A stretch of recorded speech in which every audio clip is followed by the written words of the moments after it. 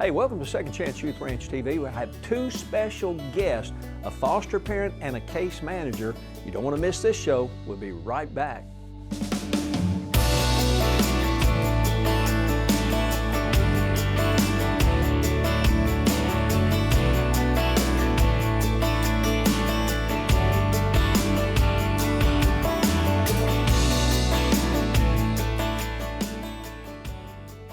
Welcome to Second Chance Youth Ranch TV. I'm your host, Perry Black, and on this show, we have two beautiful young ladies. Can I get a shout and an amen? She is. JJ Patty and Sarah White. Sarah is a foster parent, her and her husband, and JJ is a case manager. Yes, sir. And so on this show, we're going to be talking to you about what Second Chance Ranch does, and even DCFS, Department of Children and Family Services, say we do so good at, or so well at, and that is supporting our foster parents. And as a placement agency, part of what we do is we interview, train, and equip our foster parents, and then we give them 6 kids and never see them again. Right. Not actually. What we actually do is our case managers stay in contact and support along with our clinical staff, because working with children can be challenging, to put it mildly. So tell me, JJ, how did you come to know Second Chance Youth Ranch? Well, let's see. Started working for you at TNT when I moved here in 2017. TNT stands for Teens and Twenties. That's the complex at Family Church in Bryant. And you worked in the office. I did. Worked in the office because you made a job for me. I appreciate that. But I think I made a job for you because you were going to work in Arkansas Christian Academy. That's correct. I was going to teach. You didn't have an availability to teach at the time, but I was a teacher, so worked for you for a few months, and then when... Well, then I called the principal and I said, listen, this woman's getting on my last nerve. Y'all need to make a place for her.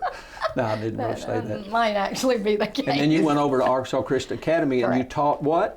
4th and 5th grade. And then you decided, I really don't want to 2 years. teach anymore, so we moved you into the office? Correct. Of the school? Elementary office, And yes. then you decided, I don't want to do that anymore. Well, that was always the plan. When my kids graduated, I would stop working, and so they graduated, so I stopped working. Where'd they graduate? From Arkansas Christian Academy. At 21815 I-30 in Bryant, that is Arkansas. correct. Can't beat that.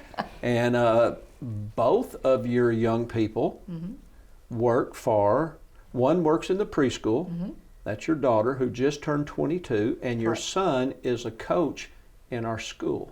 What does he coach? Basketball. Basketball. Varsity, well, JV and varsity boys basketball. Anyway, they went to school and were involved in the school and all that, so that's pretty cool. How old is he? She's 22. How old is your son? He'll be 24 next week. Wow, that's amazing. Y'all came from Louisiana. We did. And just so that you know, if you need autographs, they attended church with the Duck Commanders. Yes, we did. Yeah, that's pretty cool. The Robertson family. That's right. Yeah, that's pretty awesome. All right, and so you have another special guest, Sarah, who's so excited about talking. Sarah, tell us about you. How did you find out about Second Chance Youth Ranch? So it was shortly after we started coming to Family Church. Ah, very cool. Did you know that Mrs. Patty attended Family Church? Did you? They did. And I was successful in running them off. Oh. Actually, I didn't run them off. I sent them as missionaries to another church There in you the go. community. A little struggling church that nobody's ever heard of called New Life Church, Pastor Chad Denman. And he has yet to send me a thank you card, if that tells you anything. He's probably been calling the school principal. Probably. So tell me, how did you and your husband meet? So we met on a online dating app. Online dating. In Florida. Wasn't he like a professional paintball player, guy? yes. A professional? He was. Yeah. Yeah. And y'all raise dogs now. Frenchies, yep. Frenchies. So if you need a Frenchie, I don't know exactly what I just said, but if you need one, they can It's a contact French you. bulldog. Contact us here at 2CYR-TV. And how long have y'all been foster parenting? This has been 3 years going on 4. And so at one time, y'all lived on the 350 acres that we have. We did. 300 acres out in Perrin, in the country. And then some time ago, we built a new foster home in Benton. Just happened to have a conversation with the Benton mayor just 30 minutes ago. Good friend. And over on Smithers. Praise the Lord. And y'all moved in there. Was that around Christmas? last year. Last year? November. November. It's only been 5 or 6 months? So, sorry, a the year. previous year. So Yeah. it's been a little over a year. God, time travels fast when you're raising foster children, doesn't it? It does. Unless you're actually living with them in a house. So Especially out there. what is the interaction between a case manager, JJ, and a foster parent? Well, they're kind of spoiled because I only work part-time, so I only have 2 homes. I have 9 children that I'm the case manager for. But Well, a few months ago, I was out back by our new middle school here on this campus, and you come driving up in a Jeep loaded with children. it's typical. Yeah, and they were all just smiling ear to ear, like, man, we're out in the Jeep. That's pretty typical. Yes, they got upset when I traded in my Jeep, but I got another one again, so Yeah. it's all good now. But so I divide my time between them and one other home, and so What other home do you have? the Myers, Tyler and Allie Myers. And they're out at the out ranch. at the ranch. Yeah. So matter of fact, today I'll be going out to the ranch after school. So I take all the kiddos to their appointments that they need to go to, excuse me, that we make sure that they have while they're in our care. And then during the day, usually on Tuesdays is usually with the Wyatt. So I spend a lot of time with her bio babies and stay with them while they go and So run just in errands and case somebody's things. watching, they don't know what a bio baby is. That sounds like from a laboratory. What's a bio baby? What is a bio baby? Our biological children. Oh, children, they're your children. Correct. So how many children do you and your husband have? We have 4. You have 4 children? Yes. And Frenchies? Yes.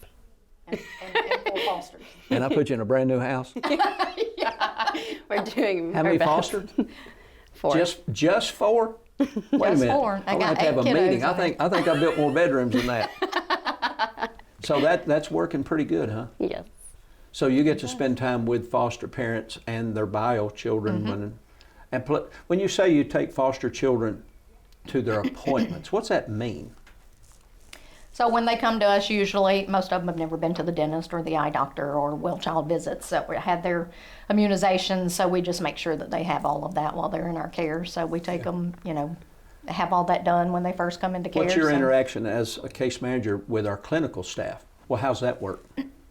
Well, I am part of the clinical staff, but I don't see the clinical staff very often.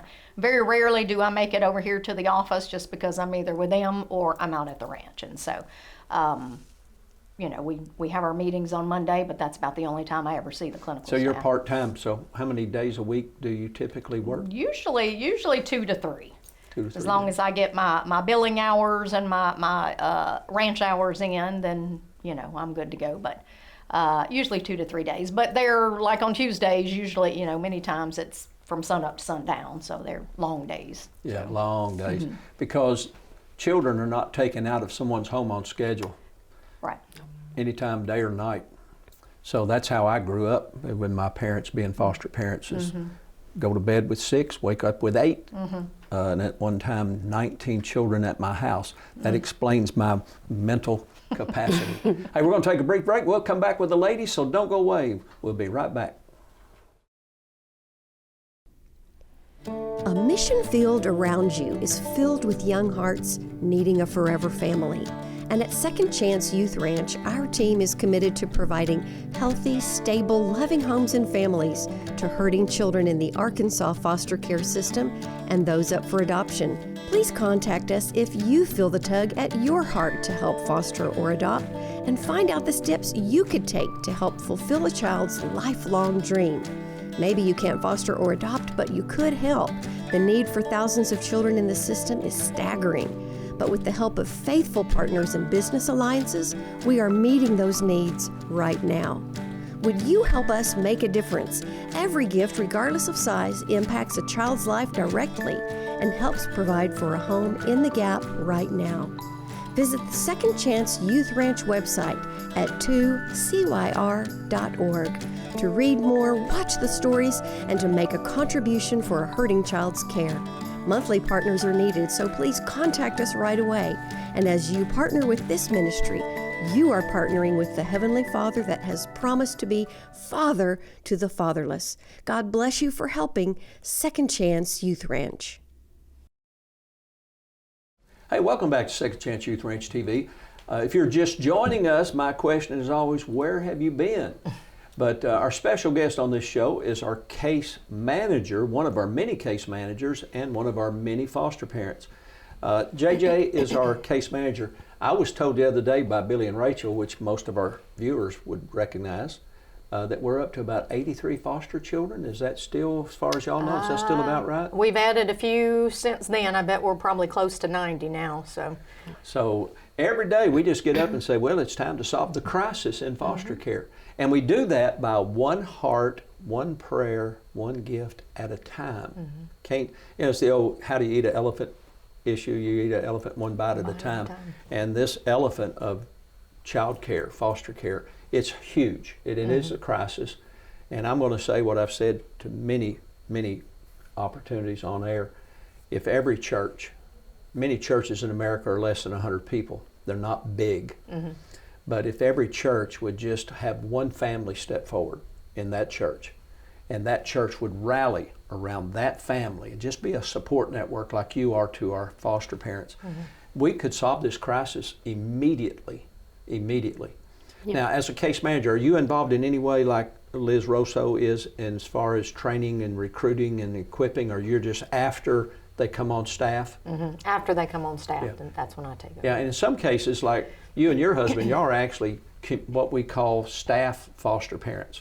And then we have others that have their own homes, and they're what we refer to as community foster homes. But all of our community foster homes and our staff foster homes, they all get support from case managers. Correct. Yes, campus homes usually get more so than the community homes do. I currently don't have any kiddos that are in a community home. I just have 2 campus homes right now. But community home could be, and we do have one as far away as Sherwood, which is about a 30-minute, 25-minute drive from here, maybe 30. Got a couple in Sheridan as well. You're from right here on this campus, from our therapist, case managers, clinical, all that. They're right here. You're 10 minutes away. Correct. If you're doing a speed limit. We're a little spoiled. Yeah. And so tell us, what's the dynamic of being a foster parent? What is it you would want people to know, the challenges and the reward of fostering? Well, let's go challenges first. You want to? Okay. They're hurting. Yeah. So, and kids, they don't have filters. And so sometimes you get a little bit more lashing out than you would like. But you know the root of it is that they're hurting and that they're missing their families. And no matter how much you can love them, you can't really replace that. Yeah. And so usually after they leave us, they'll see how much that we've done for them, how much we actually loved them and supported them. And so they'll usually come back and say, hey, we love you. We're sorry that we were such a pain. Yeah. But overall, we know at the end of the day that what matters is that they're loved and they're cared for, and that they're being protected and they're safe. Yeah. And that's the most that we can do, and pray over them, show them who Jesus is. And sometimes it's easier than others. Some are more open-minded and some are more closed off. But it's kind of hard to find a foster child that doesn't want out of foster care. correct. They want to be home. No parents or situation can do no wrong. They're their family. They Yeah. love them. That's Yeah. all they know.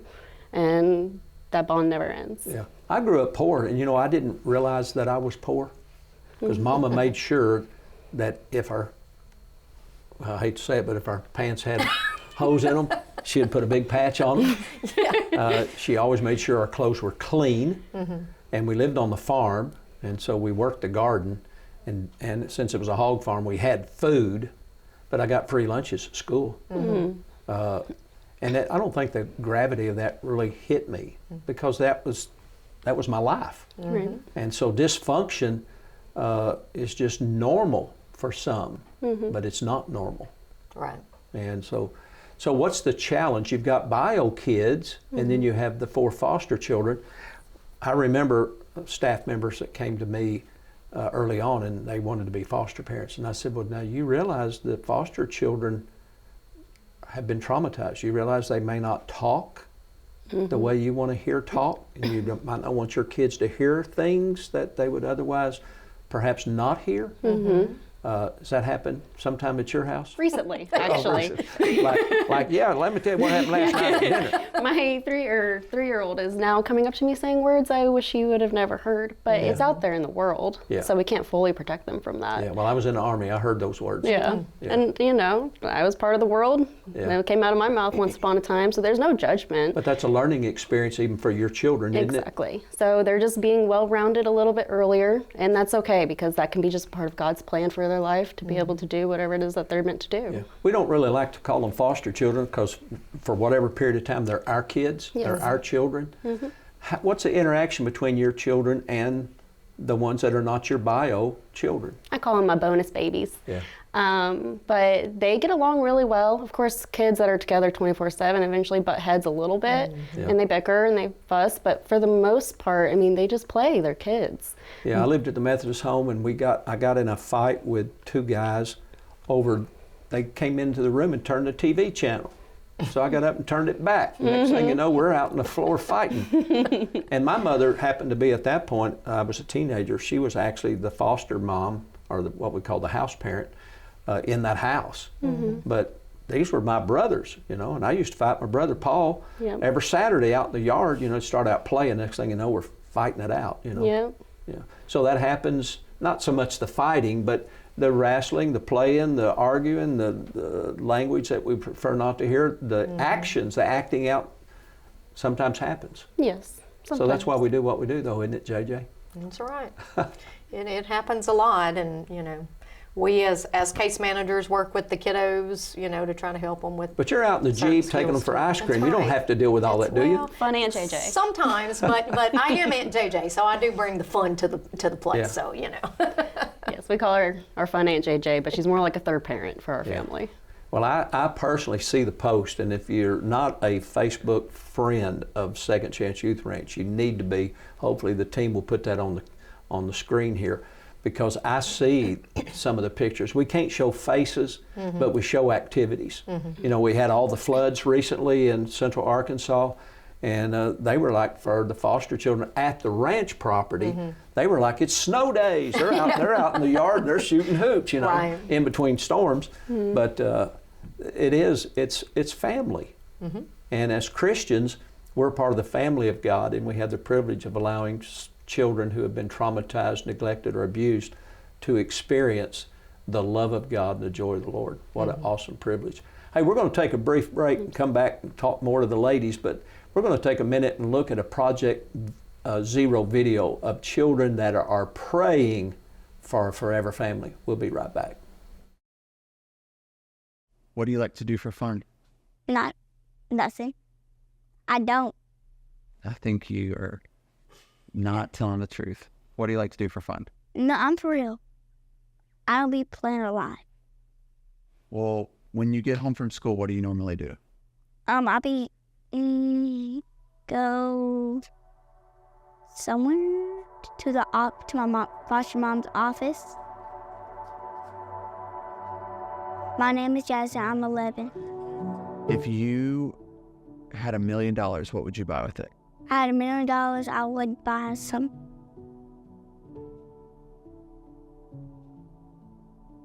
I found it in a watch. It's gonna have you turn your neck only, but then you leave your shoulders right there. But towards the perfect angle. But keep your shoulders right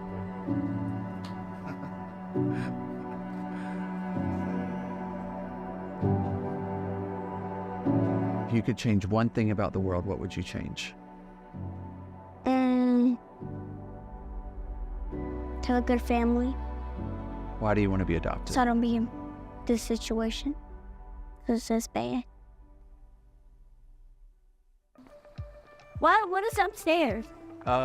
Church stuff.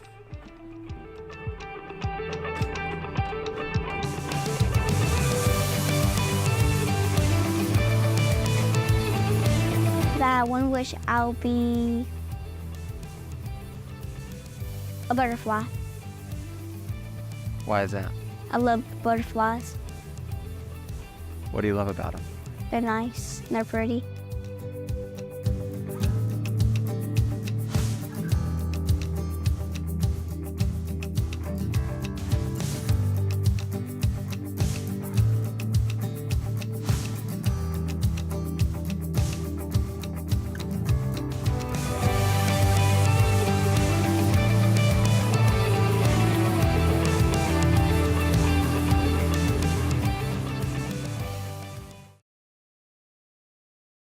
Hey, welcome back to Second Chance Youth Ranch TV. Those project videos, those Project Zero videos are moving. If you've never seen those, you got to watch at least one or two. They are so touching as we watch children in foster care who are praying, literally praying that somebody will love them and become mom and dad. I cry through every one of them because I watch this show myself. I don't frankly watch it late at night. I tape it and watch it during the daytime. Right. And I encourage you to do the same. And tell me, you're from Louisiana. Yes, sir. Where are you from? I'm from Florida. Florida. What in the world is somebody from Florida doing in Arkansas? Right. You know, I've got friends, all they talk about is moving to Florida. They It's a got golf hidden courses down there. We do. So what brought you to Family Church, and did you come directly from Florida here? So we've bounced around a little bit. We were in Florida for the first 20-ish years of our lives.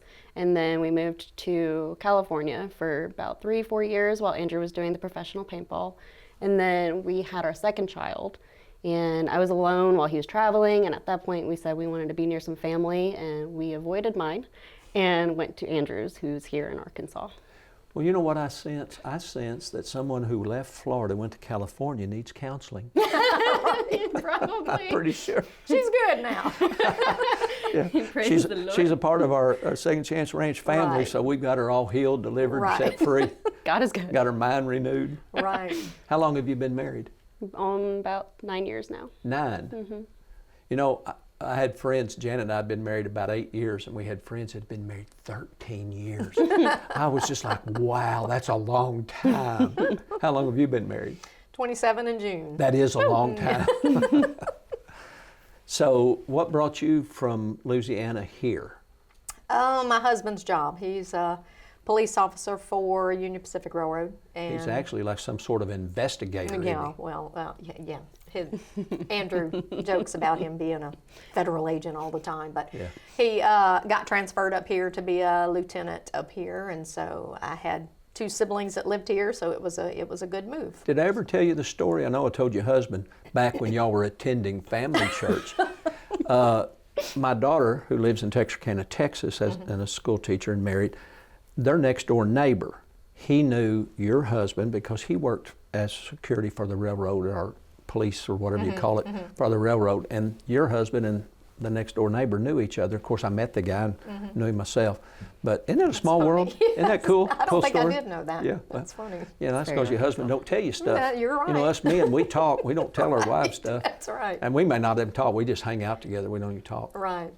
So, what's your future plans as far as being a foster parent? And at the same time, are you finding the kind of support as a foster parent Absolutely. that you really need and value? Yes, if it wasn't for Second Chance and all the support staff that we have, especially Aunt JJ, I don't know if we would have been able to last, especially in the early years when you're getting used to all of how the trauma works and the therapies and everything that these kids The whole require. system of which we operate in as well. It's all very challenging. Yes, So, how long have you been a foster parent? about 3, we're going on to 4 years now. You know, I don't know if people realize, but to be a foster parent for 3 or 4 years, you need an award. Because Absolutely. the longevity of fostering is not very good. That's true. And that's why at Second Chance Youth Ranch we have worked, and you know, I'm French, I say we. We work here at the ranch. Billy and Rachel and the support staff have worked so diligently for so many years to have a network of support so that we don't lose foster parents faster than we can gain foster parents. Right. And that's I just give Billy and Rachel kudos. Chad Strike, the clinical staff, they have done such a wonderful job of developing that entire support network. My mother was a foster parent. The only support was the case worker, what we used to call the welfare worker. There was one of them in Craighead County that my mother worked with. That was it. I think there were 2 in the office, the secretary and the welfare worker. Right. And that was my introduction as a child to fostering. And there was no support. My mother with 19 kids, us 5 plus 14 others, the support was that one lady. And of course, my mother didn't really need any support. She run a tight ship. So, what is it you'd like to tell the audience, JJ? What opportunities are there for people, either employment or volunteering, or how can somebody in the community, business, civic organization, a church, an individual, how can they support our foster families, not just ours, but all the different foster families in the state and the various ministries that are here? Well, I think they would benefit most from, they get tired. And so, you know, like me going over there on Tuesday and just letting her and her husband go for a coffee date or a lunch date. She's only got 8 kids. She gets tired. She's got 8 children. So, you know, something that simple, somebody volunteering to come over and watch the kids on a weekend night for them to go out on a date night, you know. You have 8 children. How old is the youngest? He will be 2 in April. And the oldest? She just turned 15. So that's quite a range. So that would make you tired. Yes, yes. Is it pretty cool though having a 2-year-old? Yes. Is that yours? Yes. So that's even cooler. I like all babies. Yeah. We had, when we first started, we had a 2-year-old. That's pretty who cool. we Well, from the very beginning, back in 2000, when we started construction on the ranch, my goal was always to have children of all ages. We immediately found out teenagers were the hardest, 12 to 18 were the hardest to place, and we focused on that. Then we switched in recent years, based on all the moving parts, to sibling groups, and so we're now getting infants. Oh man, to me, that's always been my heart. The sooner we can help them, the sooner they heal. That's right. And we've got a minute, so tell us, what can somebody do, JJ? Help give them a night off? So there's a process, they'd be interviewed, they'd be screened and so forth. It's a little bit of a process. It's not that difficult. It's not.